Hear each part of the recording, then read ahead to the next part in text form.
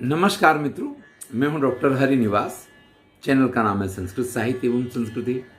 महाभारत शांति पर्व चल रहा है। महाराज युधिष्ठिर को राजधर्म की शिक्षा दे रहे हैं और पिछले वीडियो में हमने देखा कि राजधर्म की श्रेष्ठता प्रतिपादित की।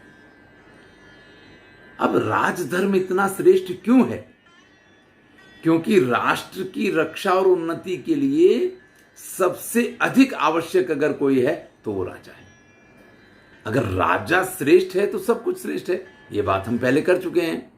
और अगर राजा नहीं है तो किस प्रकार की स्थिति खड़ी हो सकती है? पितामह भीष्म कहते हैं, अदासः क्रियते दासो। जो दास बनने के योग्य नहीं उसको दास बना लिया जाएगा। और किसी की भी पत्नी का, किसी भी स्त्री का, किसी के भी धन का बस अपहरण कर लिया जाएगा।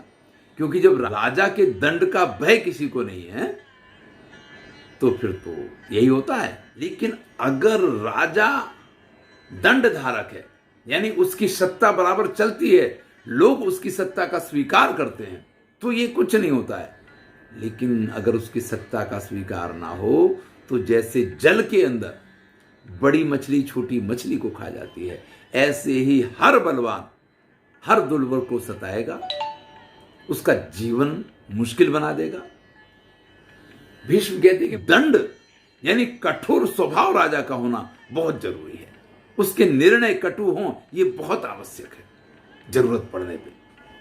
इसीलिए महाराज मनु ने यह कहा था, विभेमी कर्मणः पापाद राज्यम ही भ्रश दुस्तरम, कि भाई ये राज्य कार्य करना, राज्य चलाना ये बड़ा कठिन कार्य है। और विशेष करके मनुष्यों के ऊपर मिथ्या वृत्ति सुनित्तिदा, जिनका मन हमेशा मिथ्या वृत्तियों में लगा रहता है। यानी मनुष्य का तो स्वभाव ही है कि जहां मौका मिल जाए वहीं पे छिद्र ढूंढ लो, और छिद्र ढूंढ लिया तो छिद्रेष्वनर्था बहुली भवंती। फिर तो क्या है, एक के बाद एक, एक के बाद एक, मतलब शतशः विनिपात होता है। अगर व्यक्ति एक बार गलत रास्ते पे चला जाए तो फिर उसको सही रास्ते पे ला पाना या उसका सही रास्ते पे आ पाना बड़ा ही कठिन कार्य होता है। और ऐसे मनुष्यों के ऊपर राज्य करना, उनको सही मार्ग पे रखना, ये बहुत कठिन कार्य है। यहां पितामह भीष्म युधिष्ठिर को सुनाते हैं कि बृहस्पति वसुमना के बीच में जो वार्तालाप हुआ था वो राजा की अनिवार्यता को सिद्ध करता है। केन भूतानि वर्धन्ते क्षयं गच्छन्ति केन वा। वसुमना ने पूछा कि इस संसार में लोगों की अभिवृद्धि किससे होती है और लोगों का विनाश किससे होता है। यानी ये संसार अगर सुखी रह सकता है तो किन कारणों से रह सकता है, और इस संसार में अगर ह्रास होगा, अगर दुख आएगा, अगर परेशानियां खड़ी होंगी तो उसका कारण क्या है। तब बृहस्पति ने यह कहा कि राजा मूलो महाप्राज्ञ धर्मो लोकस्य रक्षति। इस संसार में जितने भी धर्म दिख रहे हैं, लोग अपने कर्तव्यों का पालन कर रहे हैं, या जो कुछ भी सुख समृद्धि और सब कुछ इस संसार में है, उस सब का मूल जो है ना, राजमूलो, राजा उसके मूल में। प्रजा जो है राज भयादेव ना खादंती परस्परम, राजा के भय के कारण ही प्रजा एक दूसरे का असम नहीं करती है, नहीं तो व्यक्ति को कच्चा चबा जाए, इस प्रकार की स्थिति होती है। और यहाँ पे यदि राजा न पालयेत, इस ध्रुव वाक्य के साथ बहुत सारे श्लोक प्रस्तुत किए गए हैं। बृहस्पति ने बहुत सारे श्लोकों में यहां इस विधान को कहा है कि यदि राजा ना पालयेत, अगर राजा पालन ना करे तो क्या क्या हो सकता है। ममेदमिति लोकेस्मिन् ना भवेत् संपरिग्रह, फिर कोई यही नहीं कहेगा कि ये मेरा है, क्योंकि सब कुछ मेरा है। मेरा मेरा क्या, जो जिसका है वो मेरा ही तो है। क्योंकि राजा का भय नहीं है, चाहे किसी के पास से कुछ भी छीन लो। मेरी पत्नी का है कि मेरी पत्नी, किसी की भी पत्नी मेरी पत्नी है, किसी का भी धन मेरा धन है। ये सारी चीजें सिर्फ और सिर्फ दंड की वजह से ये मेरा है, ये मेरा नहीं है, इस पे मेरा अधिकार नहीं है। इस प्रकार का जो विचार व्यक्ति के मन में आता है सिर्फ दंड के भय से आता है। न दारा न च पुत्र स्यान न धनम न परिग्रह। अगर राजा पालक ना हो, यानी राजा की अगर सत्ता नहीं है, अगर राजा पालन पोषण ना करता हो, तो न पत्नी न पुत्र न धन न परिग्रह। अरे क्यों, पुत्र का क्या करेंगे? एक जवाबदारी है, जवाबदारी काहे को उठाओ? अरे जो कुछ किया किया, भूल गए, तुम जानो, तुम्हारा काम जाने। जिस प्रकार से प्राणियों में चलता है, मनुष्यों में भी इसी प्रकार की प्रथाओं का प्रचलन हो जाए। यहां बड़े सुंदर शब्दों में ये कहते हैं, मातरम पितरम वृद्धम आचार्यम अतिथिम गुरु। अरे लोग बाग अपने माता पिता गुरु वयोवृद्ध किसी का भी आदर सत्कार न करें। देखिए, वैसे तो ये लगता है कि हम इन सब का आदर सत्कार श्रद्धा के कारण करते हैं, लेकिन यहां बृहस्पति का कहना यह है कि ये हमारी भूल है। इनका आदर सत्कार श्रद्धा के कारण होता है, ये अगर आप सोच रहे हैं तो ये सबसे बड़ी भूल है। ये भी एक दंड का भय है, जिसके कारण प्रजा इन सब का आदर सत्कार करती है। नहीं तो क्लिश्नीयुहु, इनको दुख पहुंचाएं, हिंसुरवा, या इनकी हिंसाएं करें। हो सकता मार भी दें। अभी भी हम कई बार इस प्रकार के समाचार पढ़ा करते हैं। कभी वृद्ध सास को बहू ने मारा, या वृद्ध माता को पुत्र ने मारा। कहां जाएंगे ये लोग? किस नरक में इनको स्थान मिलेगा जो अपने माता पिता का इस प्रकार से, यहां तो अनादर शब्द तो बहुत छोटा हो जाता है, इस प्रकार से प्रताड़ना करते हैं। कहां जाएंगे ये लोग? वो तो थोड़ा सा भय बना है कि कहीं अगर उन्होंने फरियाद कर दी तो कुछ हमारे लिए सरकार की तरफ से गलत हो सकता है।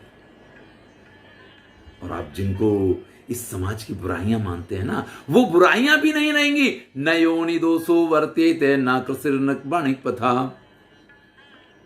ये व्यभिचार जो है ना, कि अरे दूसरे की स्त्री के साथ समागम नहीं कर सकते हैं, दूसरे की स्त्री के साथ ऐसा नहीं हो सकता, न तो स्त्रियों के मन में ऐसी बात रहेगी, न पुरुषों के मन में ऐसी बात रहेगी। ये सारी चीजें सिर्फ दंड नीति की वजह से, यदि राजा ना पालित, अगर राजा ने इन सब दंड नीति का विधान ना किया हो ना, तो ये सारी चीजें समाज में से उठ जाए। ये समाज जिन कारणों से आज सुखी है, या जिन कारणों की वजह से ये सामाजिक व्यवस्था टिकी हुई है, उसका एकमात्र आधार राजा है। चारों तरफ वर्ण संकर हो जाए, चारों तरफ दुर्भिक्ष हो जाए, चारों तरफ, आप कहेंगे दुर्भिक्ष क्यों हो जाएगा? अरे व्यक्ति काम काहे के लिए करेगा? आज हम अपनी आजीविका के लिए मेहनत इसलिए करते हैं क्योंकि हमें पता है कि हम कमाएंगे तो ही हमें खाना मिलेगा। फिर तो क्या है, किसी को भी लूटो, किसी को भी खसोटो, फिर हमें काम करने की क्या जरूरत है? और जब हम काम नहीं करेंगे तो ये जो कुछ कृषि वगैरह होती है वो कहां से होगी? तो अगर राजा पालन ना करे, तो यहां बृहस्पति ने बड़ा विस्तार से वर्णन किया। मैंने तो बहुत संक्षेप में कुछ ही बातें आपको बताई हैं। इसके बाद राजा के प्रधान कर्तव्यों के बारे में बताते हैं कि उसको क्या क्या करना चाहिए। आत्मा जेयः सदा राज्ञा ततो जेयास्य शत्रुवः। सबसे पहले राजा को आत्म विजय करनी चाहिए, अपने ऊपर उसको विजय करनी चाहिए। उसके बाद उसको शत्रुओं पे विजय करनी चाहिए। अगर व्यक्ति अजितात्मा है, अगर उसने खुद के ऊपर विजय प्राप्त नहीं की है, तो फिर शत्रुओं पे या दूसरों पे वो कैसे विजय प्राप्त कर सकता है? इसलिए राजा को पहले खुद के ऊपर विजय प्राप्त करनी चाहिए। और जो राजा जितेंद्रिय होता है, वही राजा सच्चे अर्थ में देश, समाज और दूसरों का कल्याण कर सकता है। जो सिर्फ अपने बारे में सोचा करता है, जो सिर्फ अपने परिवार के बारे में सोचा करता है, जो सिर्फ अपने सुखों के बारे में सोचा करता है, उस राजा को इस संसार में सबसे निकृष्ट माना गया है, क्योंकि वो कभी प्रजा का कल्याण कर ही नहीं सकता है। देखिए, हम पहले देख चुके हैं इससे पिछले वीडियो में कि राजा को तो अपने लिए व्रत, तपस्या, यज्ञ, याग आदि भी करने की जरूरत नहीं है। वो जो कुछ करना प्रजा के लिए उसको करना है, अपने लिए उसको कुछ करने की जरूरत नहीं है, क्योंकि प्रजा जो कुछ करती है उसका षष्ठांश उसको मिलता है। धन धान्य का तो मिलता है, लेकिन उसको षष्ठांश जो है यज्ञ यागादि जो धार्मिक कर्म प्रजा करती है उसका भी मिलता है। तो जो राजा प्रजा के कल्याणार्थ सिर्फ प्रजा का विचार करता है उसको तो परम श्रेष्ठ कहा गया है। दंड देने योग्य जो लोग होते हैं उनकी भी चर्चा की गई है। थोड़ा सा सुनिए।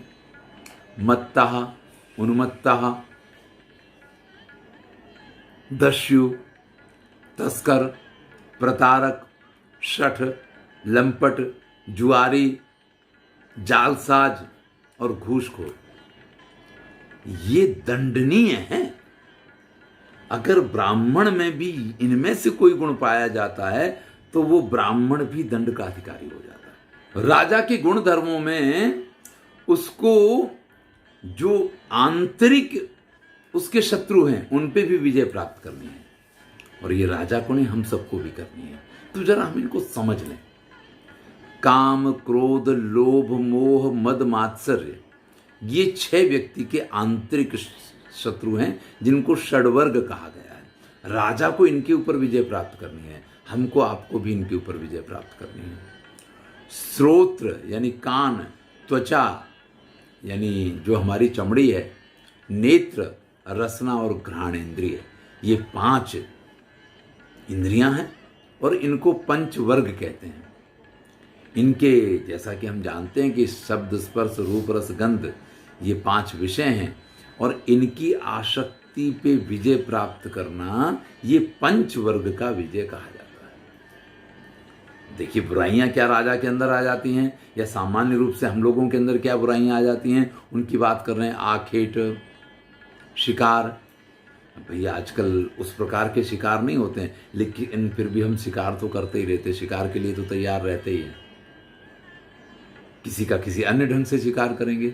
जुआ खेलना, दिन में सोना, दूसरों की निंदा करना, स्त्रियों के संदर्भ में पुरुषों के प्रति आसक्ति, पुरुषों की स्त्रियों के प्रति आसक्ति, मद्यपान करना, नाचना गाना, बाजा बजाना और व्यर्थ घूमना, ये काम जनित 10 दोष बताए गए हैं।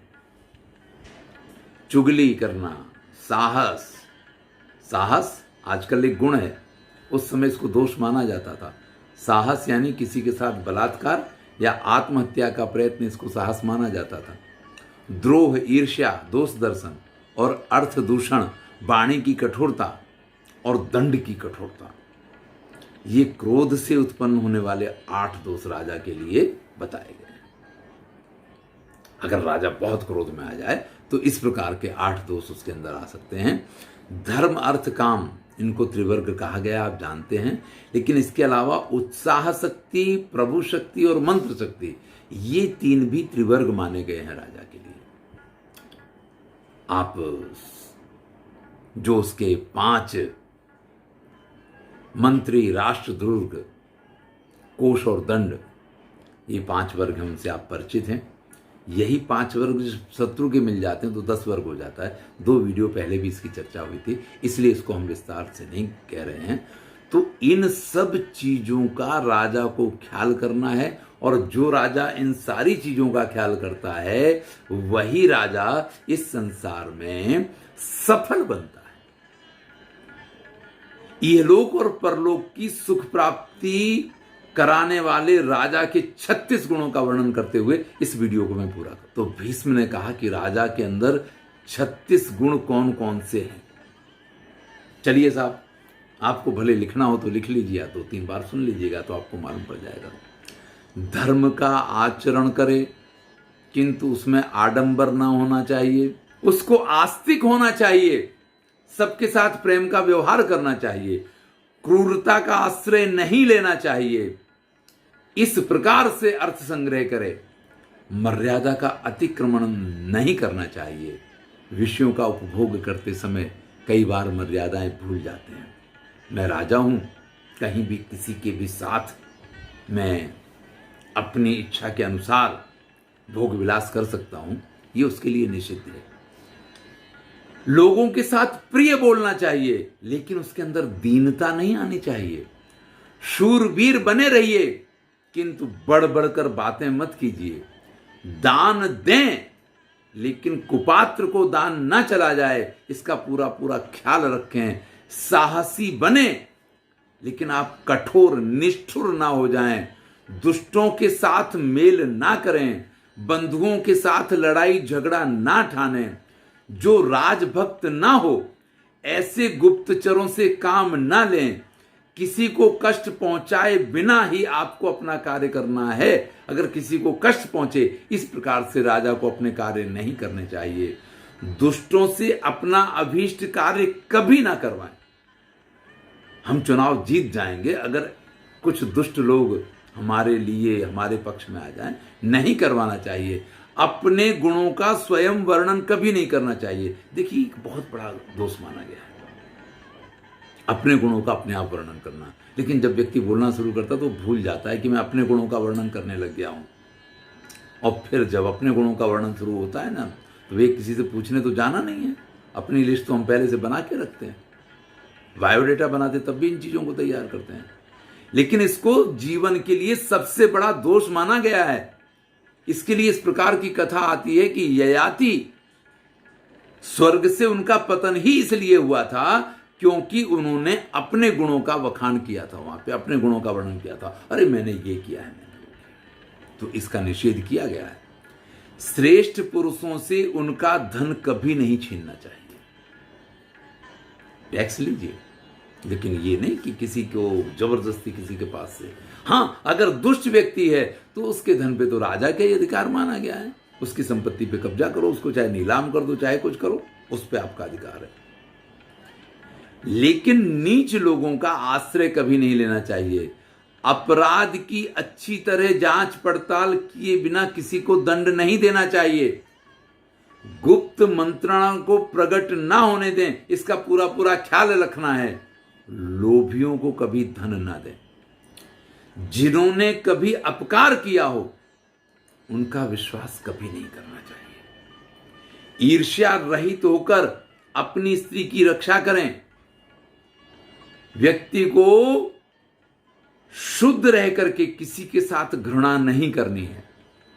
स्त्रियों का अधिक सेवन ना करें। यह नहीं कि राजा हैं, महाराज दशरथ की 350 रानियां थी, तो भैया ये तो होता ही रहता है, बड़ी स्वाभाविक प्रक्रिया है, तो उससे थोड़ा दूर रहें। शुद्ध और स्वादिष्ट भोजन करें, परंतु जो अहितकर है उस भोजन से बचें। कई बार हम स्वादिष्ट के चक्कर में ऐसी चीजें खाने लग जाते हैं जो चीजें हमारे स्वास्थ्य के लिए बड़ी हानिकारक होती हैं। इससे बचना चाहिए। उद्दंडता कभी नहीं करनी चाहिए। विनीत भाव रख के जो सम्माननीय हैं, जो महापुरुष हैं, उनका आदर सत्कार करना चाहिए। निष्कपट भाव से गुरुजनों की सेवा करनी चाहिए।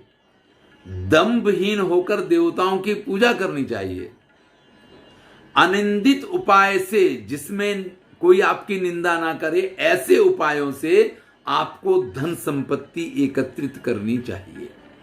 आजकल बड़ी निंदा होती है कि सब पेट्रोल डीजल के भाव बढ़ते चले जा रहे हैं, इसकी वजह से हर चीज के भाव बढ़ रहे हैं, जिसको देखो इसी का गाना गा रहा है। अरे भैया, ये गाना भी तो गा लो कि सबको वैक्सीन फ्री दी जा रही है। 1,30,00,000 में से 1 करोड़ लोगों को अगर वैक्सीन लगनी है तो वो फ्री दी जा रही है। इसका भी तो गाना कभी गा लो। हट छोड़कर प्रीति का पालन करें। किसी के साथ जिद नहीं करते हैं, नहीं अहम में बने रहे और दोनों के संबंध टूट जाया करते हैं।